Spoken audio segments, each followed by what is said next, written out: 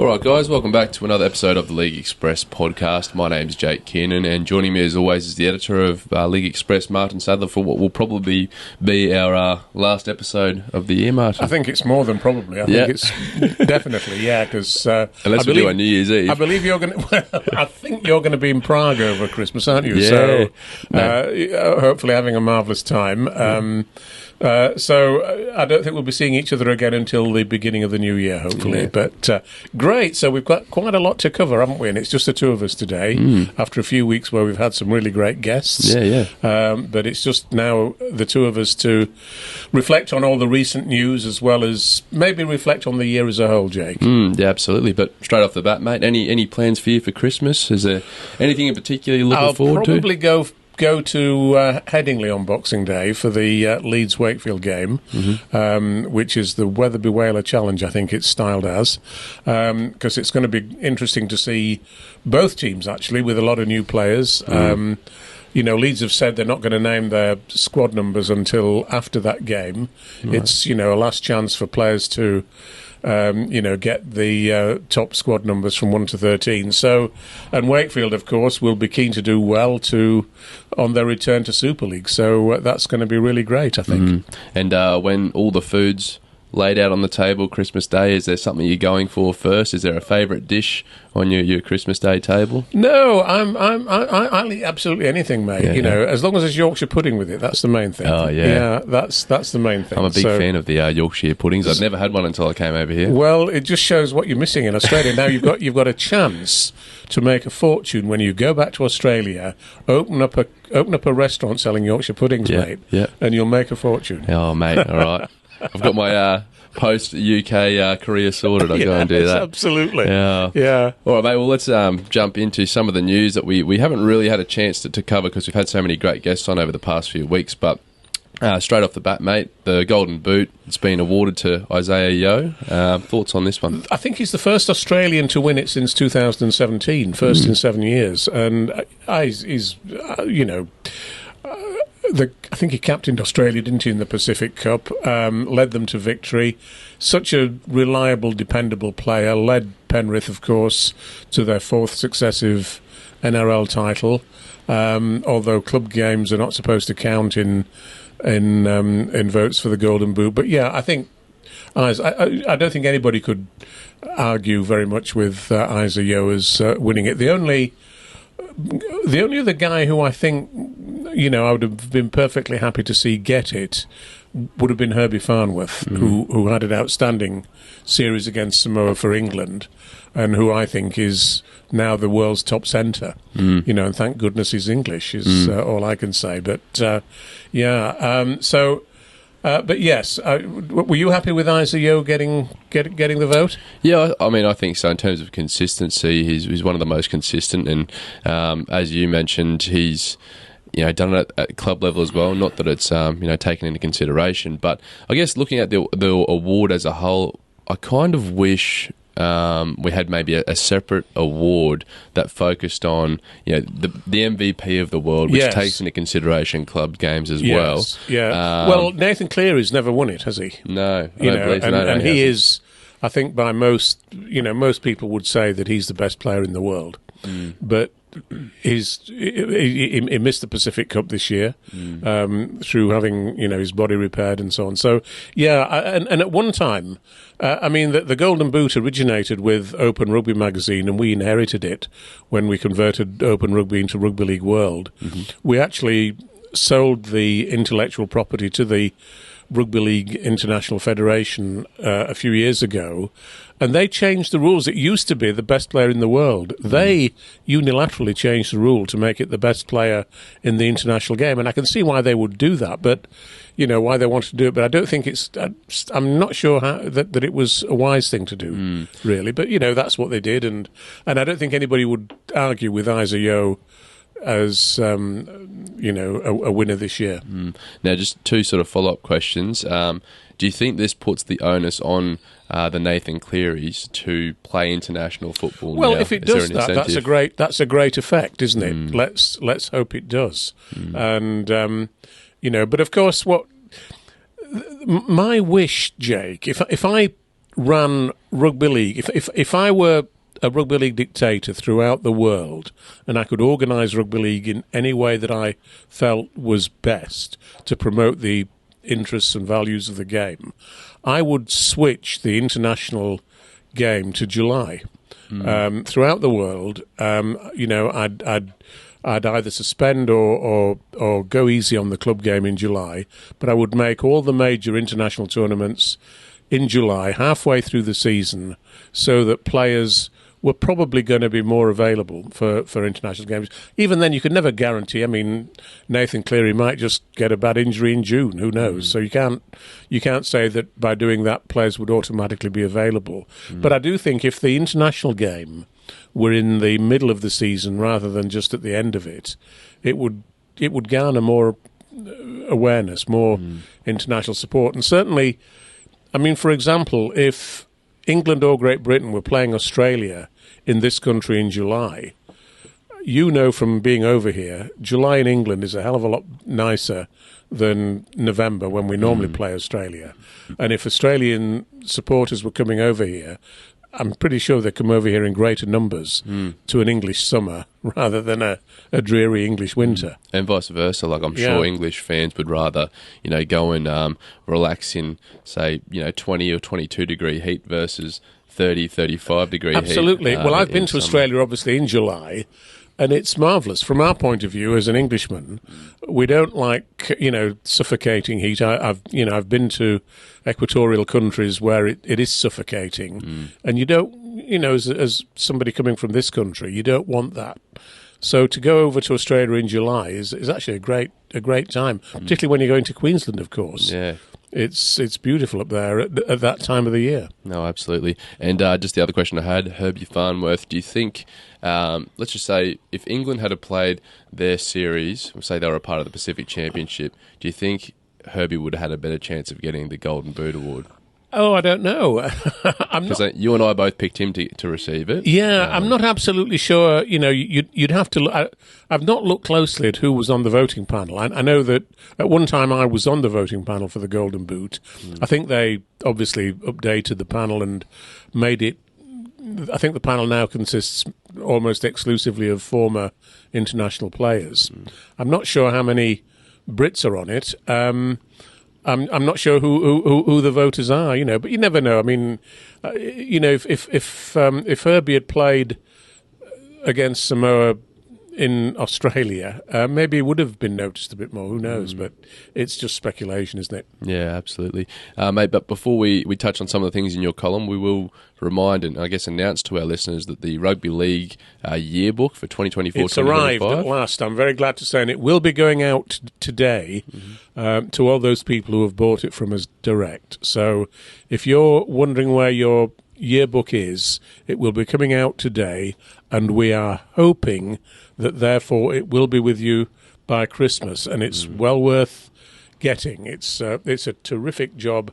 Congratulations to Tim Butcher and Danny Spencer for all the work they've done on that yearbook. It's up to its usual standard, and everything you could possibly want to know about the rugby league season, whether in this country or in throughout the world, is actually there in the yearbook this year, and you can't afford to miss it, in my view. Yeah, it's almost like the one-stop shop, mate, for rugby league history in this year. It's been going since 1996, so it's just... The 29th edition? I think it is the 29th edition, yeah. But we've also got the League Express on the table here too, mate. Yeah, the Christmas edition. This is the December the 16th edition. We're not going to come out on the 23rd. I'm being kind to the people who work for us and giving them a week off. So, but it's got everything. It's got got 4 pages of Christmas quizzes as well. Which if you're feeling a bit sort of blasted after eating your Christmas dinner, get hold of League Express and work through all the quizzes, and you'll really have some fun, I think. Or even if you just want to get away from those annoying family members annoying that you've brats, had too much of. Annoying kids while they're playing with the toys that Santa's given them, you can do something more enlightening. Hopefully. Over in the corner by yourself, nice and quiet. Oh well, or have a family quiz night. Who knows? Yeah, absolutely, mate. Yeah. All right, mate. After reading your column this week, there was a few big talking points. Obviously, Wigan winning BBC Sports Personalities Team of the Year award. Yes, it was on the TV last night, and I watched it, and it was great to see them. I thought they were bound to get one or the other of the two awards, either Team of the Year or Matty Pete would get the Coach of the Year. And as it turned out, it was the Team of the Year. And, it was hard to argue, wasn't it?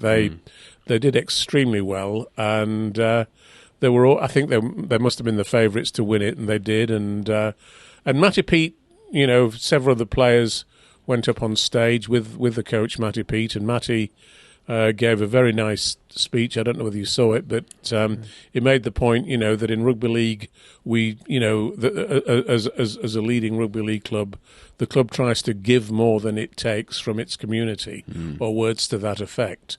And I thought that was a real put the spotlight on, the values that underpin rugby league, and it just sort of it made you think, a sport that can produce that sort of those sorts of values, and that can produce people like Rob Burrow and Kevin Sinfield, with all the stuff that we've seen from them over the last 4 years. How is it that it gets so little commercial support from the commercial sponsorship community? Really weird. It's a conundrum, isn't it? Yeah, absolutely, mate. And obviously great to see it going to a rugby league club. I guess. Do you think this puts rugby league back in the spotlight? Do you think people watch that and think to themselves, you know what, I need to watch a few games? Well, I hope so, but I hope it would be nice to think the game could take advantage of that and make a big point of drawing home that message, particularly the message that Matty Pete gave. We've not shown ourselves very capable of doing that in the recent past. Having said that, where are the people who run the game making a splash, congratulating Wigan on what they've done? Maybe they've done that. I've just not seen their responses, so maybe I'm being a bit unfair to them. But we need to really, when we see excellence in our sport, we need to broadcast it, widely, don't we? That's the point. Yeah, absolutely, mate. In terms of new sponsors, we've heard that the Leigh Leopards, they've just landed a big one in Jet 2. Now, I believe you've had a suggestion in your column this week that we should be looking at cloning Derek Beaumont. Derek should be running the commercial operations of RL Commercial. I mean, the thing about Derek, Leigh haven't revealed what the details of the deal are, and that never happens these days in major sponsorships. They hardly ever reveal what money will be passing, and of course they don't reveal the details of the contract in terms of what other benefits both parties will get from the arrangement. But it was great to see the Leigh players and officials with the Jet 2 people standing in front of a Jet 2 plane at Manchester Airport. Absolutely terrific. And,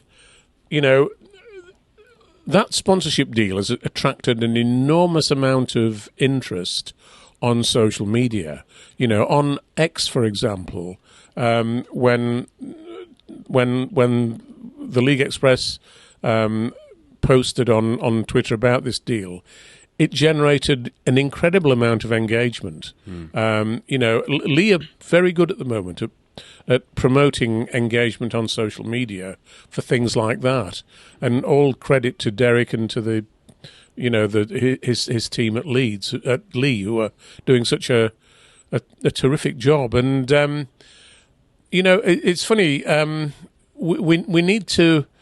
It creates a feel-good factor, doesn't it? When a club, creates a deal with a major sponsor like that, particularly in that sort of field, an airline, people associate Jet 2 with going on holiday, basically. I think it's the third biggest airline in Britain, and most people use it to go on holiday to, exciting places, in in Europe or in the rest of the world, wherever.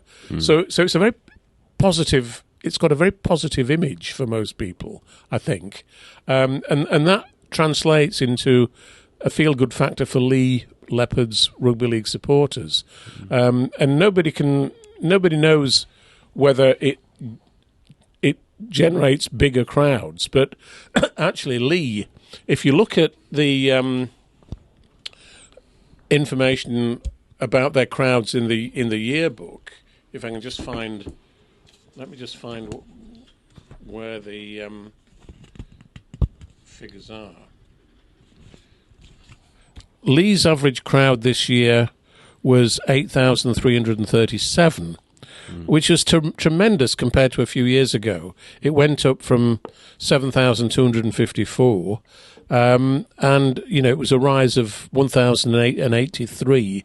I suspect it was probably the biggest percentage rise of any crowd in Super League. So they're already doing a great job. They're obviously trying to head for an average of 10,000. It's a very small town. So, I mean, virtually everybody in Leigh is must be very closely connected to the club. And it's great. It's a great sporting town. And, of course, it's not just rugby league they're famous for, because in the Sports Review of the Year show last night, Keely Hodgkinson from Leigh, the Olympic gold medalist, was voted the Sports Person of the Year. Wow. Tremendous, wasn't it? Absolutely tremendous. No, it's great. And it's great to see those crowd numbers going up, especially when Leigh had a few obstacles to overcome with injuries this year. Absolutely, they didn't have it easy, and the fans kept showing up, which is great to see. Well, it's going to be a challenging year for them next year, because they have lost some key players, haven't they? Tom Amone, Kai O'Donnell has left, Matt Moylan has left, obviously. So, they were, key components for Leigh last year. So it will be a challenge to Leigh to replace those players successfully. But, we'll see how it goes. Yeah, definitely. In other news, mate, there's been some talk around the impact that Vegas is going to have on the Super League as a whole. I see Warrington, they've signed a sponsorship deal with JD Sports, which, prior to Vegas, JD Sports might not have even looked at this as a viable. Well, yes, I'd be very surprised if JD Sports hadn't come on board, specifically because Warrington are going to Vegas. That just is, again, it goes back to what I was saying about Leigh being connected with Jet2 and the sort of image that creates. Going to Vegas for Warrington and Wigan is an incredibly positive image, isn't it? It's exciting. Everybody wants to be part of it, and the same is true, of course, of the NRL clubs who are going there. And, of course, let's not forget the England women's team as well. They'll be going to Vegas too. So what a tremendous thing that is. Yeah. And it's all about creating positive images and banishing negative ones, I think. And you think the Wolves will win a few Americans over? I think they've got a bit of a United States-themed jersey with the flag in the background. Who knows? Let's hope so. Yeah. That'll be great to see. Yeah. We'll know it's a success, by the way, if and when major American billionaires come over to England and start buying rugby league clubs and start talking about developing rugby league in the United States. If from Elon Musk downwards, I suppose we might say, if those guys recognise this this sport and decide that they want to come and buy Salford, hopefully, the last remaining Super League club without a major benefactor at them as things stand at the moment. It would be great if it had that effect, wouldn't it? Yeah, and let's get into Salford a little bit, mate, because we haven't had a chance to talk about them. They had those meetings discussing whether they would get an advance payment with their central distribution. Well, they are getting it, £500,000, which will have been paid by now.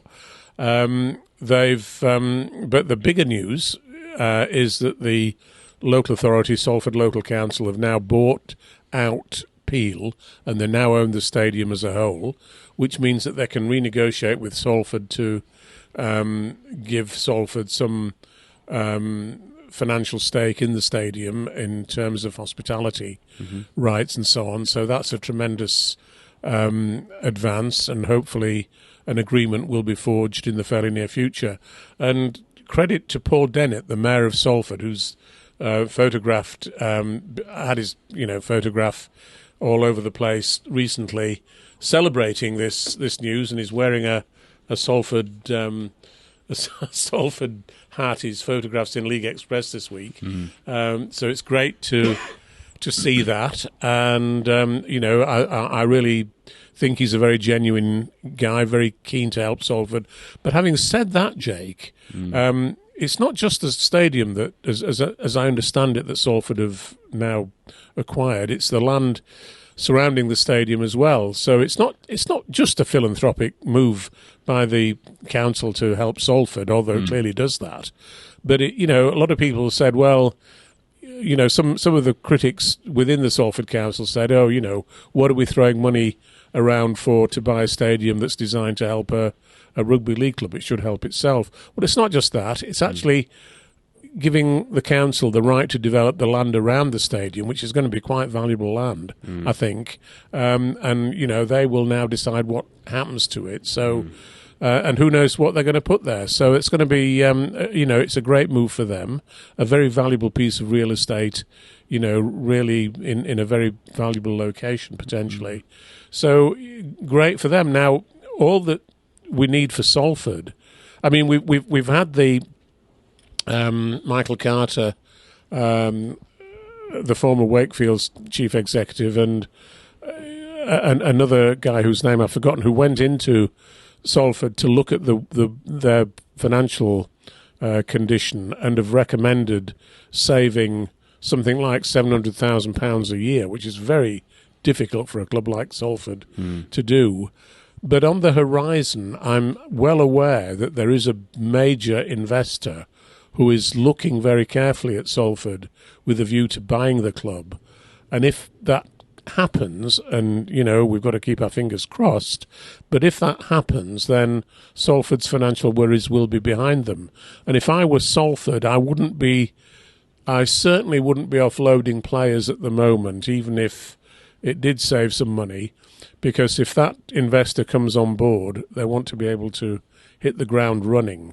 And it's funny, Jake, I was talking to the chairman of another club quite recently, and he was saying that the the total losses in Super League of all the 12 Super League clubs in 2024 will be around £20 million.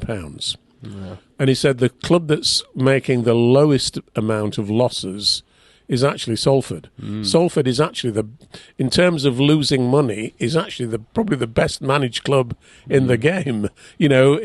Salford are in trouble simply because they don't have a major investor who owns them. So, it seems ridiculous to pillory Salford, as many people do, because they've not yet got a major investor. And if one comes on board, I think the club's fortunes will be transformed. Oh, absolutely. And what an opportunity there as well for an investor. Like, I think it's almost like not an untapped market, but you look at the city of Manchester, the potential rugby league fans that you could attract to pack out that Salford Absolutely, Stadium. Yeah. We can't allow Salford.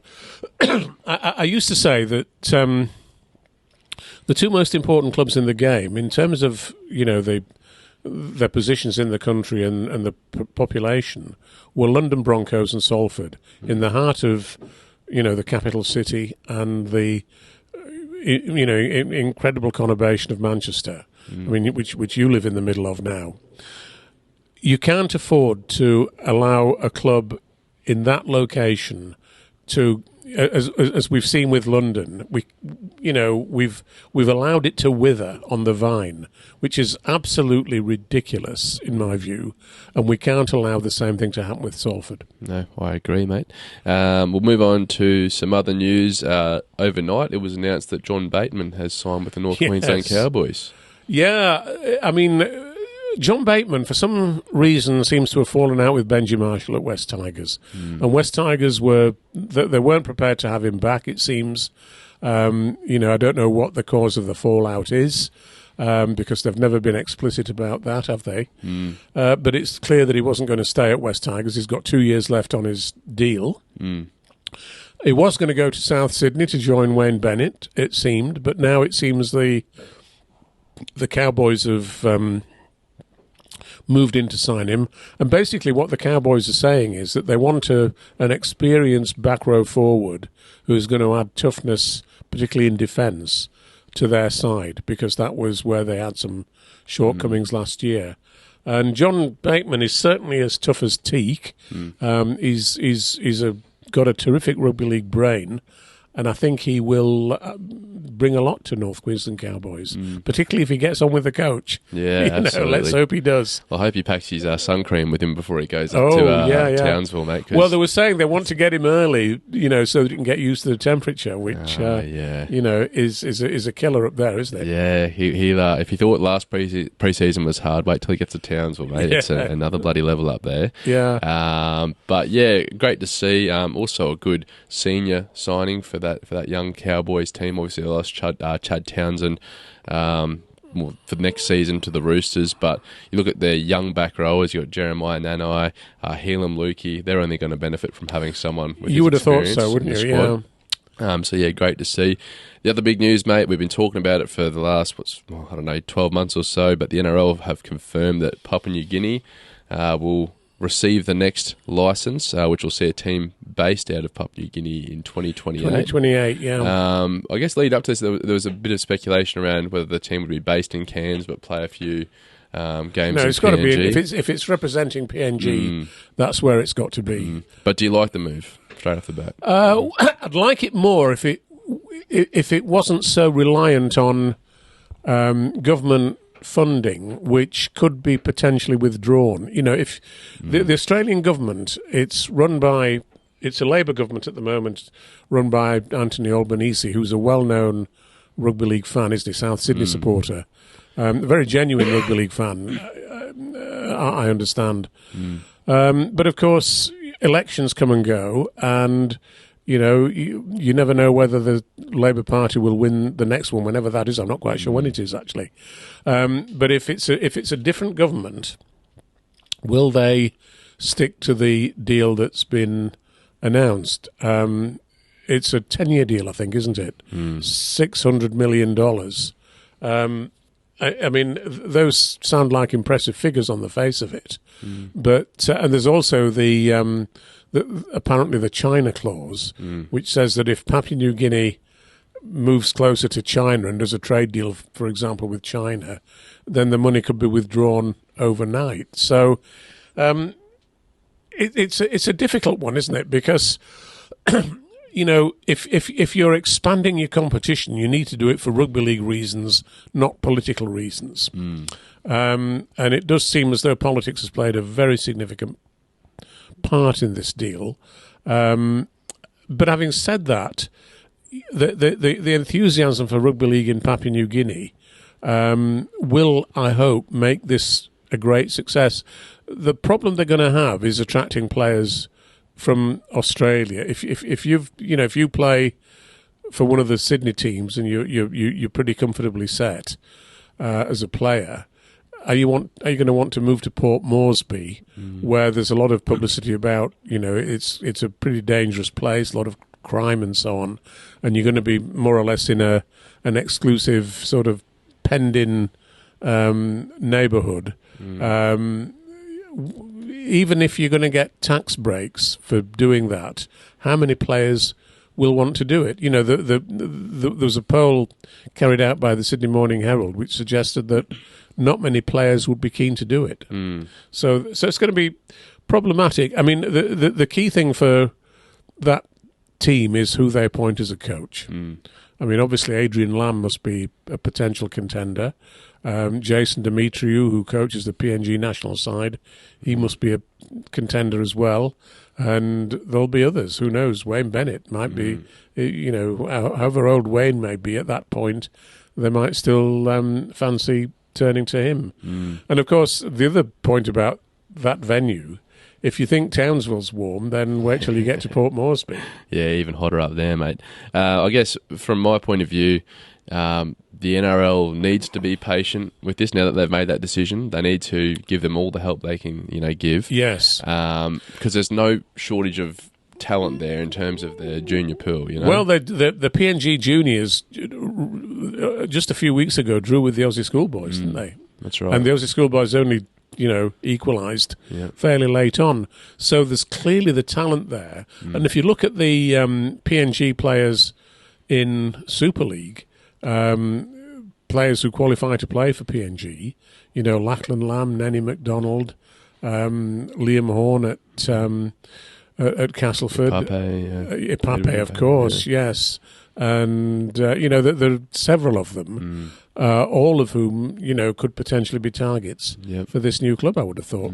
That's right. So I think just from the get-go, they need to try and lock in, just whatever you do, get on the phone to Penrith and say, can you send me the blueprint for your junior development system? Absolutely, yes. Implement that in Papua New Guinea. Well, they want to appoint away. somebody who's got experience of it, don't they? That's right, because, they've got 3 years to prepare, which is a bit more time than what the Dolphins were given. Yes. But of course, the rules about signing players in Australia means that they won't be able to approach players until probably the 1st of November 2026. And, some people are saying for the new club, that deadline ought to be brought forward, so they can sign players even before then. Who knows whether that will happen? But the point is, if you're bringing in a new club, you need to give it some advantages that will make sure it hits the ground running. Do you think Volandis and I guess Papua New Guinea Rugby League more generally are just looking at that government deal saying, hey, if we can get 2 or 3 years of that funding, it's going to be worth it, regardless if the government cuts ties. Well, you hope so, yeah. You hope so. I mean, there are quite a lot of major mining companies involved in Papua New Guinea, aren't there, who might take up the slack on any sponsorship, particularly if it goes well. So let's just hope so. And as they said, I'm sure they'll get thousands and thousands and thousands of members signing up once you they would have become thought so. Officials. So the support will definitely be there, that's for sure. Now, other news, mate.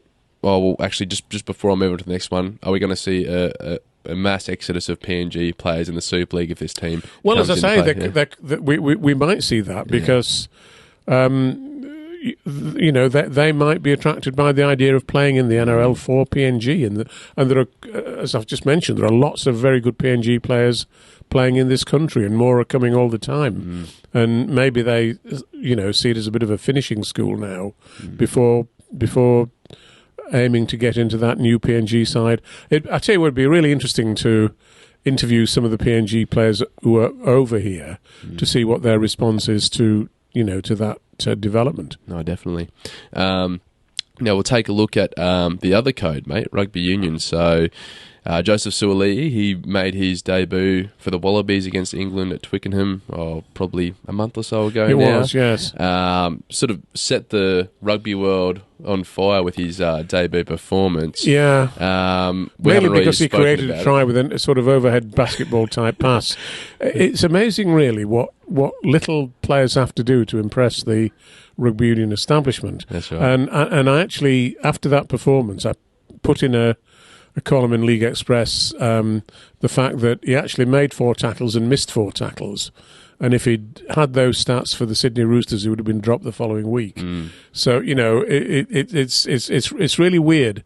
In some of the sports, players do get praised for, to high heaven, when actually their performance has been quite modest, really. And it's like one of those ones where, he did have a few touches on the game. Where he's a very athletic guy. He's a very talented, very elegant player, and I really, it's a shame that he's gone to Rugby Union, in my view. But the Australian Rugby Union is paying him a ridiculous amount of money, far more than any other player, and I don't think he's going to be the saviour of their game in the way that perhaps they're hoping. But you never know. And I mean, they're anticipating the British and Irish Lions going over there next year, which will be a massive series for them. There's no doubt about it.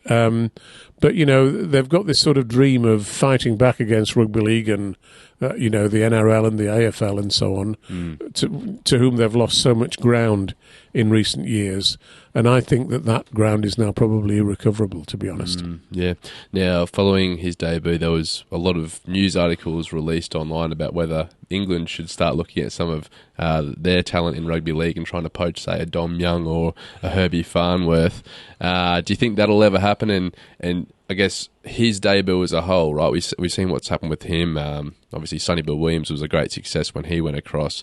Do you think when league players go across to Union and have a positive impact, that's a net positive for rugby league or a net negative? Well, it would be if we exploited it properly, But again, we're not in rugby league. We're not good at talking our own game up, are we? Or the people who run the game are not good at talking the game up.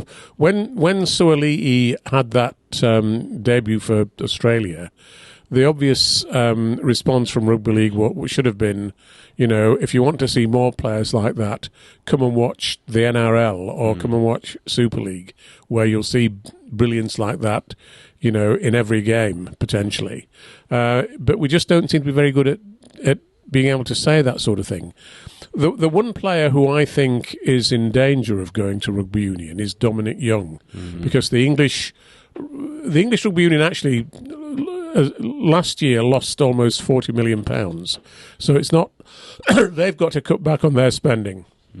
But I think if they look at Suaalii and they look at Dominic Young and they see a very similar potential impact that Dominic Young would have. I mean, Dom Young is a brilliant winger. He's tall. He's got exactly the right build for either code. But not just that. He's a very engaging character, a good-looking young man, highly intelligent young kid as well. Wonderful smile. Looks. You could use Dom Young, and it's time our sport realised this. You could use Dominic Young to sell virtually any product, sell toothpaste or, with his big, beautiful smile, whatever it might be. Dom Young is a marketer's dream, and my fear is that the Rugby Union people will realise it more than our sport people do. Our sports, in our sport, we very rarely like to see players what some people would describe as rising above their station, which is ridiculous. We need to see our players, on a pedestal, in my view. And Dom Young is a perfect example of that. Absolutely. And just like some of the commentary around Suaalii's debut and the games that followed, just like when they do the short kickoffs and getting Suaalii to contest and tapping the ball back, it was like they were amazed that the Australians had the ability to do that. It's just that happens every week in rugby league, doesn't it? Absolutely, yeah. Every high ball that goes up is contested when it's a cross-field kick. Of course. But anyway, just another thought I had, mate. I just thought I'd mention it before we get into our next questions, going back to the Derek Beaumont and the Jet2 sponsorship. Is it fair to say that Beaumont has a lot of Peter Volandis about him and his approach to business, and that's maybe why they're so successful if you compare the two? Very much so. And the interesting thing about Derek, and I'd like, we had him on our podcast several months ago now, didn't we? And maybe we should get him on again. But he's very good at making contacts with people. He's a natural salesman. He knows how to sell almost anything, and he's got a lot of interesting contacts in the United States. He's just rumbling beneath the surface is this idea that Derek has of a new form of rugby that could be sold to the world. Now, I don't know whether he's how exactly how serious that is. I've not spoken to him about it, and I'd much prefer him to focus on rugby league rather than any new version of the game. Yeah. But he's got a lot of interesting ideas, and I think he ought to. I mean, it's great to see him. When you look at what he's done at Leigh, it's been fantastic. But if we could replicate that throughout the game would be a lot better off, wouldn't it? Yeah, no, absolutely, mate. All right, we'll jump into just some final questions here, mate. When you look back at the year as a whole, in terms of rugby league worldwide, what do you think your best moments of the year were? Wigan beating Penrith was terrific. The Las Vegas event was fantastic, and it will expand next year. And already, lots of people are making plans to go there. Obviously, including Wigan and Warrington, and the international teams of both Australia and England women. And I thought there were lots of. If I'm really honest about it, I really enjoyed watching London Broncos this year. That might seem an odd thing to say, but I thought they played with a lot of spirit, and the games they did win. I thought one of the outstanding performances was their win over Hull FC at the Magic Weekend. So that was great, and of course Wakefield doing so well, winning the Championship Grand Final so convincingly against Toulouse, but then having to wait until the gradings came out a few days later. Just seemed ridiculous, didn't it? Yeah, really. Yeah. Right. And of course, let's think about some of the people that we lost. Obviously, Rob Burrow dying on June the 2nd was a tragic thing, although not obviously we'd been anticipating it, I suppose, for quite some time, but our sympathy to his family and so on. And, that didn't stop Kevin Sinfield from doing yet more of his incredible, runs all over the country to raise money for the MND community. So that's amazing, really. It's just beyond admirable, in a sense, what Kevin's done. So there is lots and lots of highlights. I thought the grand final, I'd have preferred a grand final with more tries in it, but at least the try that was there from Bevan French was a belter. And Bevan French, he is the personality of the year as far as I'm concerned, having won the Lance Todd Trophy and the new Rob Burrow Award in that in that grand final. Absolutely incredible. And let's not forget, one of the clubs of the year must surely be Hunslet for, winning all those games away from home in the playoffs to get into the championship. And we had, of course, Neil Hampshire on here a few weeks ago, who I thought was a very good guest to talk about his club and rugby league more generally. So congratulations to them. It's been a very interesting year, I think. Oh, and let's not forget that in the next issue of League Express, we've got the countdown to the top 10 events that occurred during 2024, and that will be out on December the 30th. Absolutely. So it's worth putting an order at your newsagent for that one, because we'll name what we think are the top events of the year. And I'll also just remind everybody that if you go to the totalrl.com website this week, we're asking people, what would you most like to see happen in Rugby League in 2025?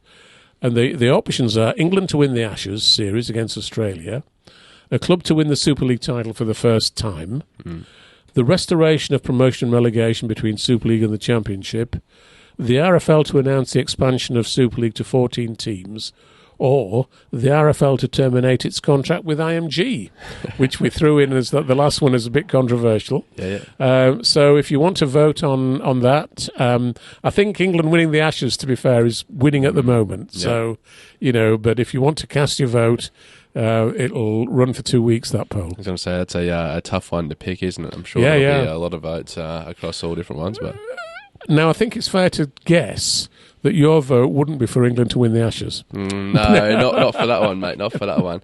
No. Look, I'm trying to think of mine. I wouldn't mind seeing a different team win Super League next year. Absolutely. I think Hull KR are going to have a very strong squad, and we Let's can't, overlook how well they did last season as well. So, yeah, it's been a memorable year, hasn't it, mate? Great, and Hull KR played a big part in that. Oh, and one final thing that we've not mentioned in relation to Hull KR, and I'm glad you've mentioned the club, because they have confirmed that next year Michael Lewis will wear the number 6 shirt, which they had retired because it was the great Roger Millwood shirt.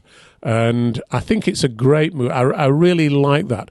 I don't believe in retiring shirts because I think it's... I think shirts are quite iconic things, shirt numbers. And the fact that Roger Millwood wore that number 6 shirt, any aspiring kid at Hull KR, including Mikey Lewis, should aspire to wear it. And I'm just so delighted that they've given him the opportunity to do that at last. Yeah, absolutely, mate. And congratulations to them for doing it. And it speaks volumes of Mikey Lewis as well. What a player. And Roger's wife has... she was consulted about this, and she gave the thumbs up to it, and great for her. I'm so pleased that happened, and I'll look forward to seeing Mikey wearing that shirt. And as she said, she does remind him quite a bit of Roger when Roger was playing. Yeah, and it's wonderful to see. Yeah, absolutely, mate. What are you hoping for in 2025?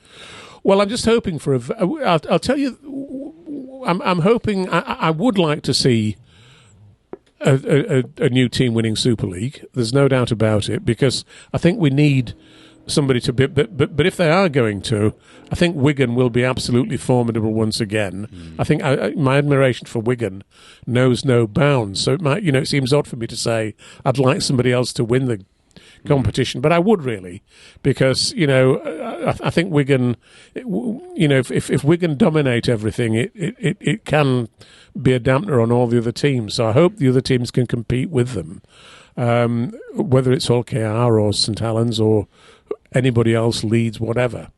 But I also hope that Salford do manage to find a backer, a very wealthy individual who comes and puts the club on an even keel and allows them to compete with every other club and enter the transfer market and so on. I hope that we don't lose any more players to Rugby Union, like we talked about Dom Young, Herbie Farnworth. The last thing we want is to see them going to Rugby Union. And I hope that we see promotion and relegation restored to between Super League and the Championship, if we're going to have it. I hope that they decide that Super League increases. I would like to see Super League at 16 clubs eventually, and I think it's about time for somebody running the game to state that as a clear objective.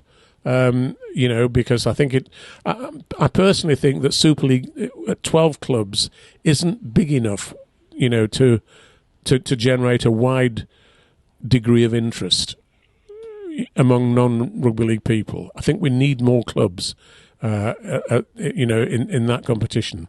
So so that's where I hope the game goes. I hope the international game continues to grow. And looking at the NRL, I actually hope that some team other than Penrith can win it in 2025.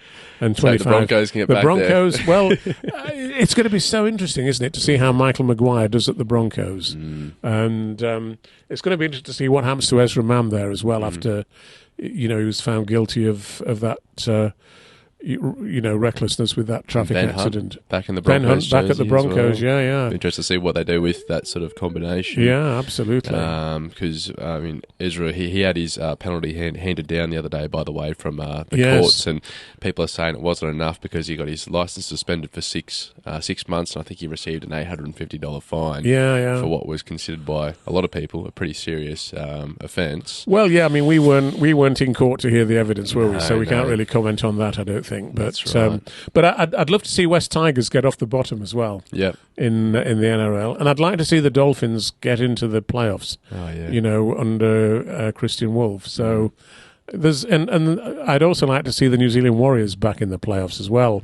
And I'd like to see the NRL deciding it's going to bring in Perth and maybe a new team in Christchurch as well. Yeah, well, there's a lot of Christmas wishes there, mate. A lot of New Year's wishes. And final one, I'd like to see London Broncos recover, and I'd like to see them get a major backer as well, and put rugby league back on back on the map in London. Those are my hopes for the new year. There are probably about at least 10 of them out there, I would think, altogether there. Maybe more, I ought to count them up. Yeah, we'll have to do a recap next year in the yearbook, maybe saying, what did Martyn's hopes come true? And just tick them off, mate. Absolutely. All right, mate. All right, we will wrap it up here. Merry Christmas to all our viewers and listeners. Merry Christmas and Happy New Year, Happy of course, New Year because we probably won't see you again until it is the new year.